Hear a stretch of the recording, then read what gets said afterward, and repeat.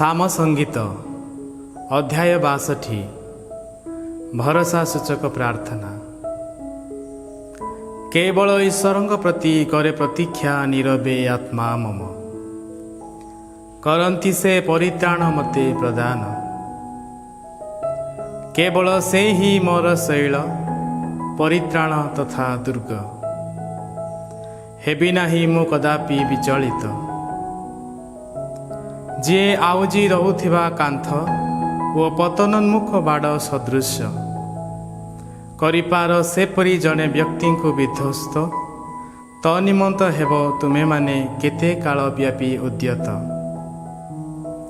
जी उच्च पदस्थ तांकु से स्थान ठेली देबा सकाशे करंती से माने चक्रांत। मिथ्या रटन रे से माने आनंदित करंती से माने आशीर्वाद धरे, किंतु दियंती से माने अभिशाप अंतरे। केवल ईश्वर प्रति करे प्रतीक्षा नीरवे आत्मा मम, कारण प्रत्याशा मोर ताहांक ठारू उद्भव। केवल से ही मोर शैल परित्राण तथा दुर्ग, हेबी नाही मु कदापि विचलित। ईश्वर ठारे अछि मोर मुक्ति तथा सम्मान, अटंती ईश्वर मोर सुदृढ़ शैल तथा शरण। हे जातिगण कर ताहांक ठारे आस्था तुम स्थापन, कर उन्मुक्त ताहांक सन्निधाने तुम अंतकरण। अटंती ईश्वर आमर शरण। दीनावस्था विशिष्ट मनुष्य एक प्रयास मात्र, अटे मान्यगण्य व्यक्ति महामय। होअंती सेमाने निकितिरे उतोलित, सेमाने उभये निश्वास अपेक्षा लघुतर। हुओ नाही शोषण रे आश्रित, कर नाही लुंठन रे व्यर्थ आशा स्थापन। वृद्धि पाए यदि धन, तहिरे भरोसा न रख। करिअछंती ईश्वर एक बार कथन, करिअछि मु 2 बार श्रवण। अटे शक्ति ईश्वरंकर, अट हे प्रभु निरंतर स्नेह तुमर। करुअछ प्रदान मनुष्य को तार कार्य अनुरूप प्रतिफल। अध्याय 63 व्यक्तिगत विलाप गीति। हे ईश्वर अट तुमे ईश्वर मोर, करे मु अन्वेषण तुमर। तुम पाई दृषित आत्मा मोर, हुए जेपरी संघटित जल शून्य तथा क्लांतिजनक स्थान रे अनुभूत। संधान तुमर न पाई, हुए सेहीपरि मूर्छित शरीर मोर। प्राप्त होई तुम पराक्रम तथा महिमार दर्शन, करिबी मु पवित्र आलरे तुमको निरीक्षण। तुम स्नेह निरंतर जीवन अपेक्षा अधिक काम्य, करिब अधर मम तव स्तव गान। करिबी मु आजीवन तुम प्रशंसा गान, हस्त उत्तोलन पूर्वक नाम तुमर डाकी करिबी मु निवेदन। शय्याशायी होई करे मु जेबे तुमर स्मरण, ओ नैश्य प्रहरे करे मु जेबे तुम संपर्के अनुध्यान। हुए तेबे मु मजा तथा मेद भजन करुथिबा भली परितृप्त। आनंद भरा अधरे करे मुख मोर तव स्तव गान। हइअछ तुमे सहाय मोर, करे मु तुम पक्ष छायारे आनंद गान। रहे संलग्न हई तुम सह आत्मा मोर, करे मते समर्थन दक्षिण हस्त तुमर। किंतु करंती जो माने मो जीवनर विनाश पाए अन्वेषण, करिबे से माने पृथ्वीर गभीर गर्तकु अवतरण। हेबे से माने खड्ग सम्मुखरे समर्पित, हेबे से माने भोज्य वस्तु शृगाल मानंकर। किंतु हेबे राजा ईश्वरंक ठारे आनंदित, करंती जो माने ताहांक नाम शपथ। करिबे से माने दर्प, मात्र हेबरुद्ध मिथ्यावादी मानंक मुख। अध्याय 64 व्यक्तिगत विलाप गीति। हे ईश्वर, कर मोर अभियोगयुक्त स्वर ग्रहण, कर शत्रु भयरु मो जीवन संरक्षण, कर मते दुष्टमानंक चक्रांत ओ दुष्कर्मी मानंक योजना सकलु लुक्कायित।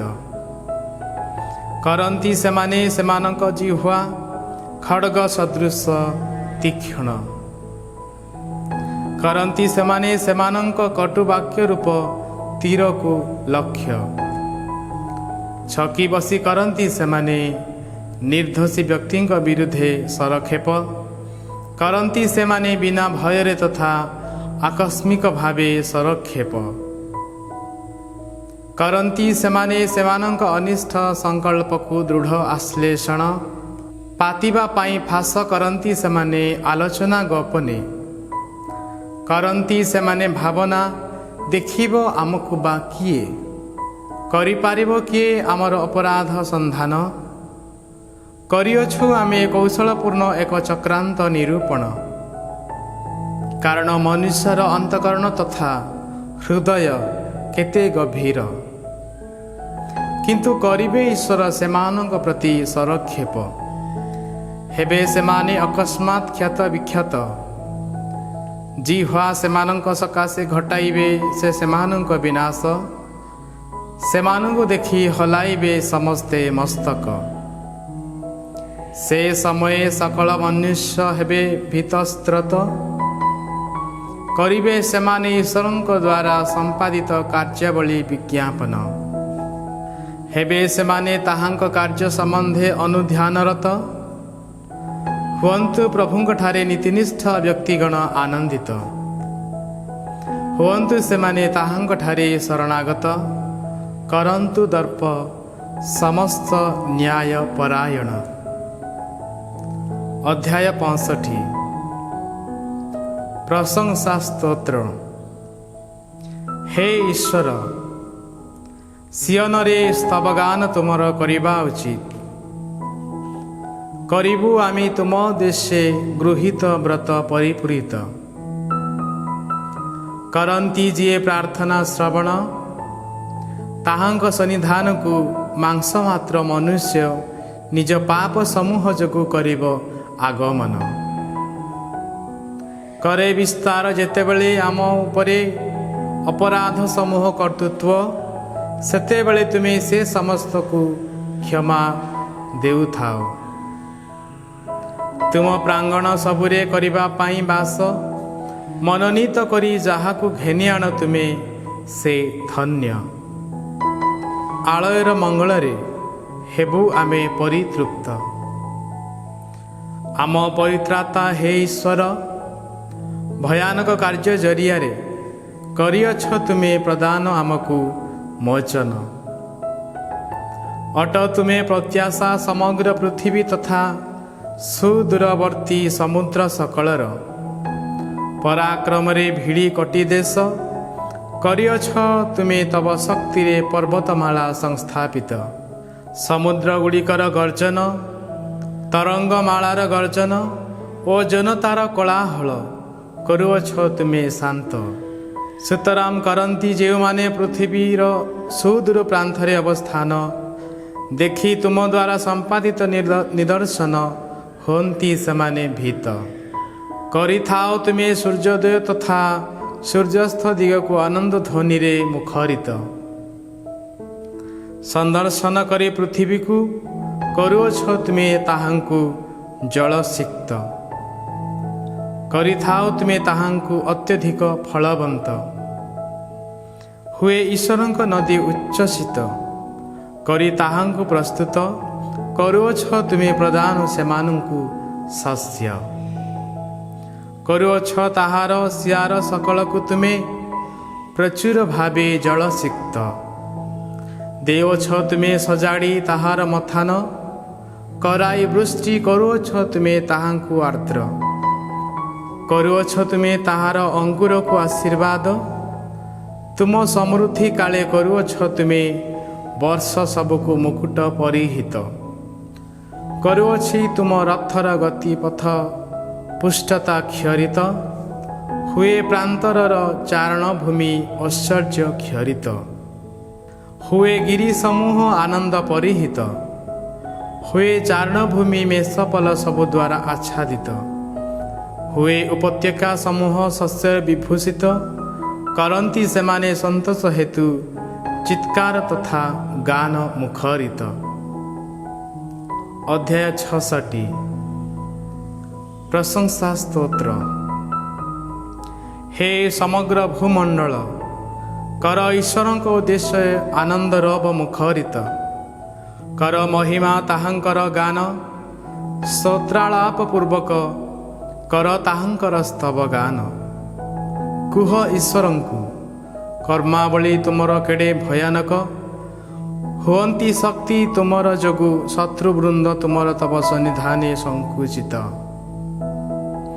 करे समग्र पृथ्वी आराधना तुमर करंती सेमाने तुम स्तव गान करंती तब नाम प्रति स्तव गान आशी कर ईश्वरंक द्वारा साधित कार्य दर्शन अटे मनुष्य मध्य कर्मावली ताहांकर भयानक कले से समुद्र को शुष्क भूमि रे परिणत पदव्रज पूर्वक हेले मनुष्य नदी देई अतिक्रांत हेलु आमे सेठारे ताहांकठारे आनंदित करिवे से ताहांक शक्ति रे राजुति चिरकाल करंती से जातिगण उपरे दृष्टिपात न करंतु विद्रोही गण निज निज को उन्नीत हे जातिगण कर आम ईश्वर उद्देश्य स्तवगान ध्वनित हेउ ताहांक स्तवगानर स्वर करंती से आमको जीवित मानक मध्य संरक्षण करिनाहांती से पाद आमर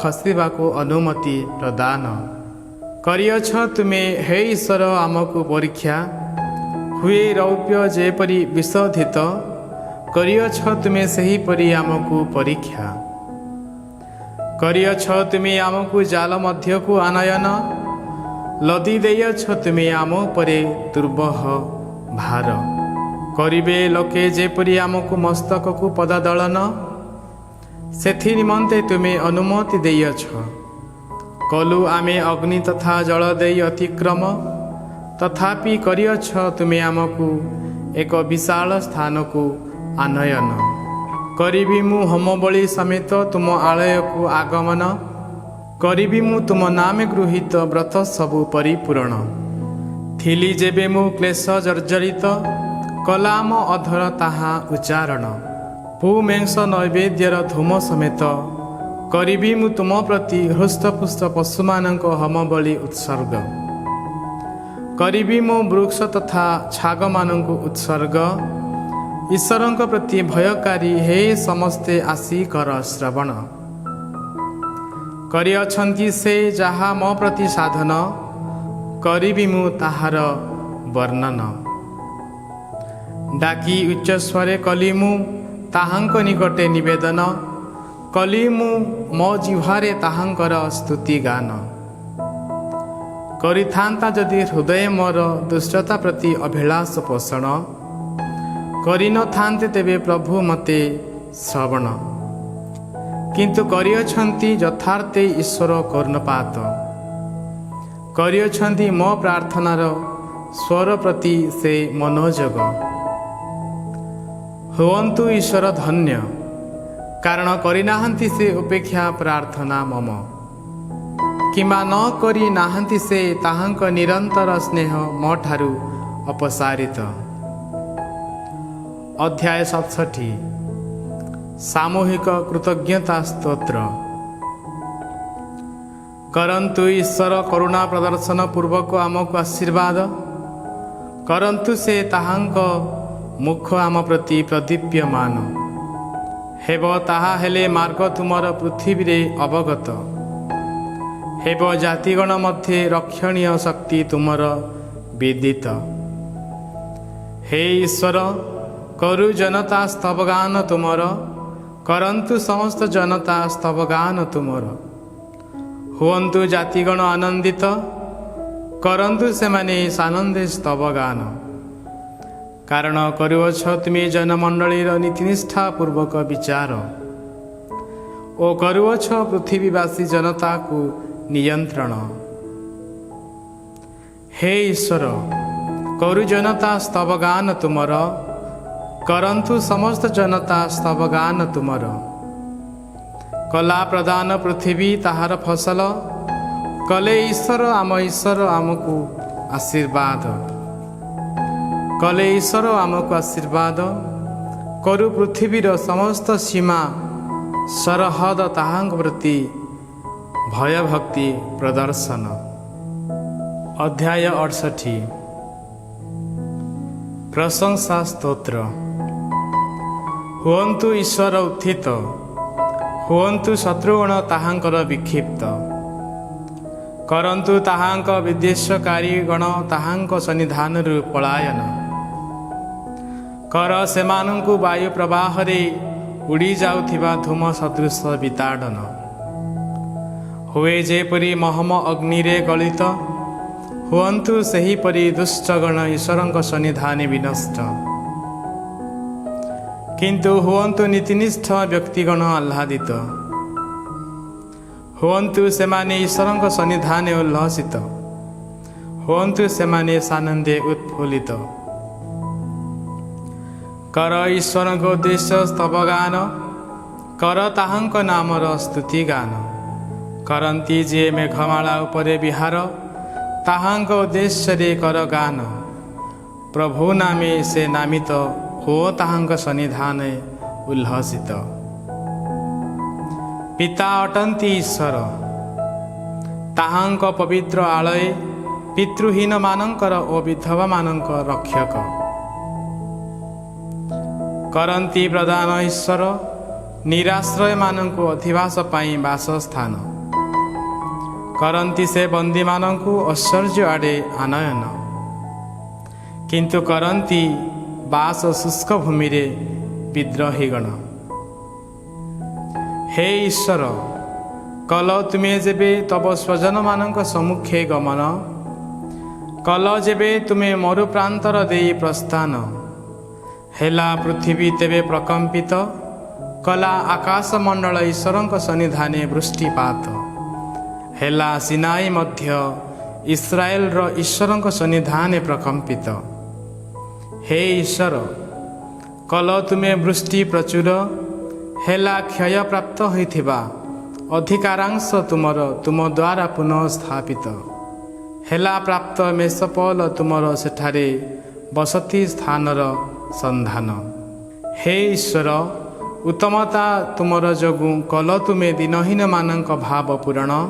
କରନ୍ତି ପ୍ରଭୁ ତାହାଙ୍କ ଆଦେଶ ବିଜ୍ଞାପନ, କରନ୍ତି ଏକ ବିରାଟ ଦଳ ସେହି ସଦ୍ବାର୍ତ୍ତା ପ୍ରଖ୍ୟାପନ।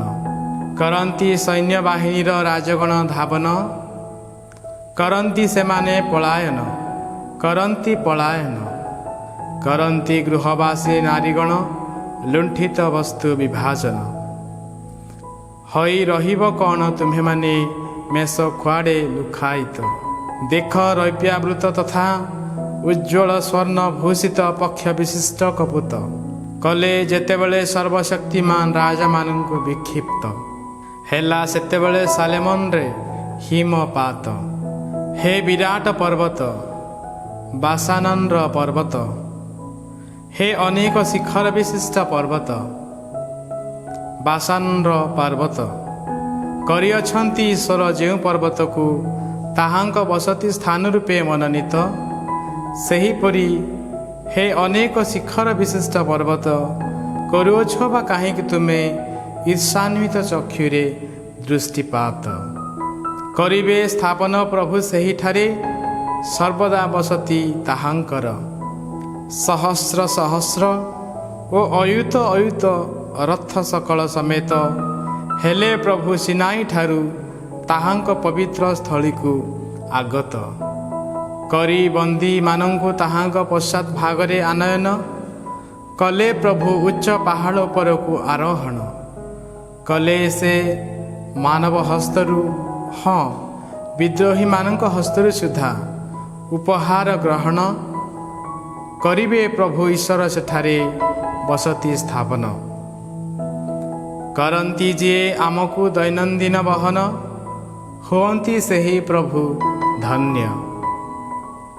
ଅଟନ୍ତି ଈଶ୍ୱର ଆମମାନଙ୍କର ପରିତ୍ରାଣ, ଆମ ଈଶ୍ୱର ପରିତ୍ରାଣର ଈଶ୍ୱର। କରନ୍ତି ପ୍ରଭୁ ଈଶ୍ୱର ମୃତ୍ୟୁରୁ ମୋଚନ, କରିବେ ଈଶ୍ୱର ତାହାଙ୍କ ଶତ୍ରୁମାନଙ୍କ ମସ୍ତକ ବିଚ୍ଛିନ୍ନ। କରେ ଯିଏ ନିଜ ଅପରାଧ ମାର୍ଗେ ବିଚରଣ, କରିବେ ସେ ତାର କେଶଯୁକ୍ତ କପାଳକୁ ବିଚ୍ଛିନ୍ନ। କହିଲେ ପ୍ରଭୁ, କରାଇଅଛି ମୁଁ ସେମାନଙ୍କୁ ବାସାନରୁ ପ୍ରତ୍ୟାବର୍ତ୍ତିତ, କରାଇବି ମୁଁ ସେମାନଙ୍କୁ ସମୁଦ୍ର ଅଗାଧରୁ ପ୍ରତ୍ୟାବର୍ତ୍ତିତ। କରିବ ତୁମେମାନେ ସେ ସମୟେ ତୁମ ପାଦକୁ ରକ୍ତରେ ଧୌତ, ହେବ ତୁମ ଶ୍ୱାନମାନଙ୍କ ଜିହ୍ୱା ଶତ୍ରୁମାନଙ୍କ ଠାରୁ ସେମାନଙ୍କ ଅଂଶ ପ୍ରାପ୍ତ। ହେ ଈଶ୍ୱର, ହୁଏ ଦୃଷ୍ଟ ଆଡ଼ମ୍ବର ପୂର୍ବକ ତୁମ ଶୋଭାଯାତ୍ରା, ପବିତ୍ର ଆଳୟକୁ ମୋର ଈଶ୍ୱର ଓ ରାଜାଙ୍କର ଶୋଭାଯାତ୍ରା। ସମ୍ମୁଖରେ ଗାୟକ ବୃନ୍ଦ, ପଶ୍ଚାତ୍ ଭାଗେ ବାଦ୍ୟୋପକରଣ ବାଦକଗଣ, ମଧ୍ୟେ ମନ୍ଦିରା ପାଦିନୀ କନ୍ୟାଗଣ। କର ଗାନ ମହାଜନ ମଣ୍ଡଳୀରେ ଈଶ୍ୱରଙ୍କର ପ୍ରଶଂସା। ଇସ୍ରାଏଲର ନିର୍ଝଲ ନିର୍ଗତ ହେ ତୁମ୍ଭେମାନେ, କର ଗାନ ପ୍ରଭୁଙ୍କର ପ୍ରଶଂସା।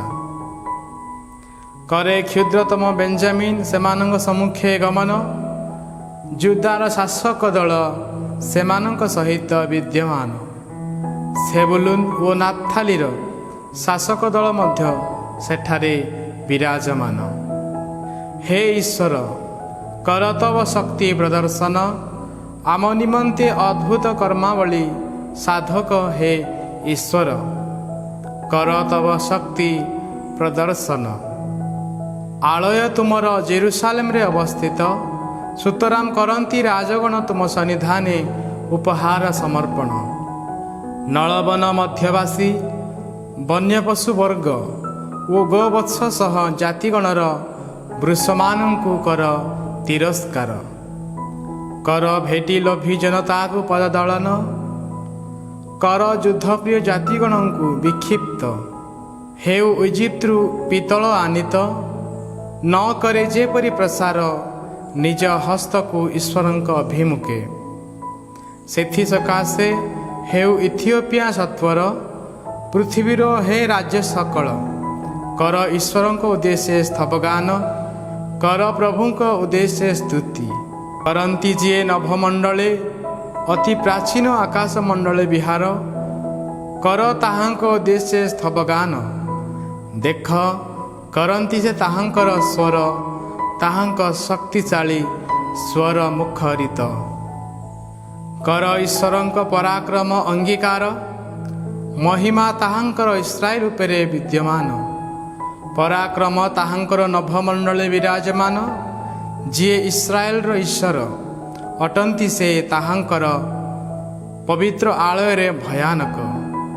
କରନ୍ତି ସେ ପ୍ରଦାନ ତାହାଙ୍କ ସ୍ୱଜନମାନଙ୍କୁ ଶକ୍ତି ତଥା ପରାକ୍ରମ। ହୁଅନ୍ତୁ ଈଶ୍ୱର ଧନ୍ୟ।